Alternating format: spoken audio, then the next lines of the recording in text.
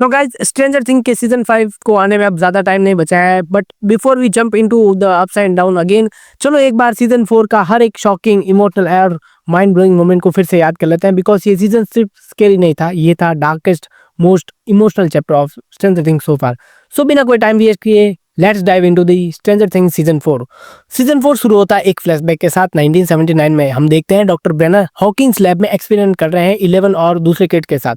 एक दिन लैब में सब मर जाते हैं और बचती है सिर्फ 11। ब्लड एवरीवेयर, ब्रेनर शॉक में है और हम सब ये सोचते हैं कि क्या 11 ने सबको मारा। ये एक बड़ा मिस्ट्री क्रिएट कर देता है यहाँ पे। फिर हम आते हैं 1986 में हॉकिंस में, जहाँ सब अपनी लाइफ जी रहे हैं अलग अलग जगह। 11 अब कैलिफोर्निया में है अपनी न्यू फैमिली के साथ, जॉइस, जोनाथन और विल के साथ। लेकिन 11 के स्कूल में सब उसे बुली करते हैं, स्पेशली एक लड़की जिसका नाम है एंजिला। 11 प्रिटेंड करती है कि उसकी पावर्स अब भी है, बट सच में ये है कि उसकी पावर्स गायब हो चुकी है। माइक हॉकिंस में है और 11 से दूर रह के वो काफी हर्ट हो रहा है।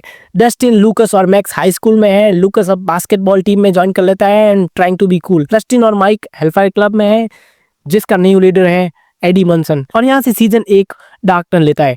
एक रात हॉकिंस की चीयरलीडर क्रिसी को अजीब विजन दिखते हैं, creepy grandfather clock, disturbing voices और उसके वो ट्रॉमा वाले सीन। वो मिलती है एडी से ड्रग लेने, बट सडनली वेकना वहां पे आ जाता है, वो उसके माइंड में घुस जाता है। क्रिसी हवा में उड़ती है और उसकी बॉडी पूरी तोड़ दी जाती है। बोन्स ट्विस्ट हो जाते हैं, उसकी आंखें भी बाहर आती है। ये काफी शॉकिंग सीन होता है। सब सोचने लगते हैं कि एडी ने उसे मारा, फिर पूरा टाउन उसके पीछे पड़ जाता है। डस्टिन और मैक्स समझाते हैं कि कुछ सुपर नेचुरल चल रहा है। मैक्स खुद वेकना का नेक्स्ट टारगेट बन जाती है, क्योंकि उसके अंदर वो ट्रॉमा है बिली की डेथ का।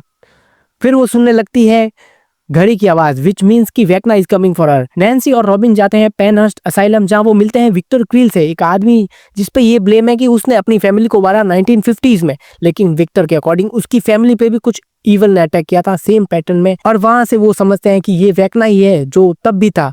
वेकना फाइनली मैक्स के माइंड में घुस जाता है। उसके सामने बिली का इल्यूजन, रैट्स का और वो क्रीपी वाइन, सब कुछ हॉरर मूवी जैसा लग रहा होता है। यहाँ पे सब सोच रहे होते हैं कि मैक्स मर जाएगी, बट डस्टिन और लूकस उसके लिए केट बुश का song running up that will play करते हैं और वो म्यूजिक की आवाज से मैक्स अपने ट्रॉमा से लड़ती है, वो वहां से बच जाती है और ये सीन काफी आइकॉनिक बन जाता है।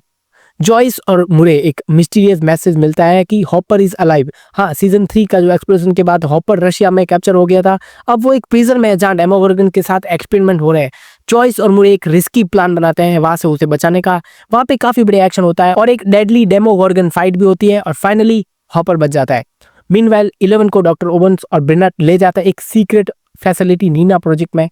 वहाँ 11 को अपने पास्ट याद दिला दिया जाता है और हम देखते हैं कि उसका कनेक्शन एक और टेस्ट सब्जेक्ट से जिसका नाम है 1, वहां से होता है। नंबर 1 एक्चुअली पहला सुपर पावर्ड चाइल्ड था जिसको ब्रेनन नहीं बनाया था।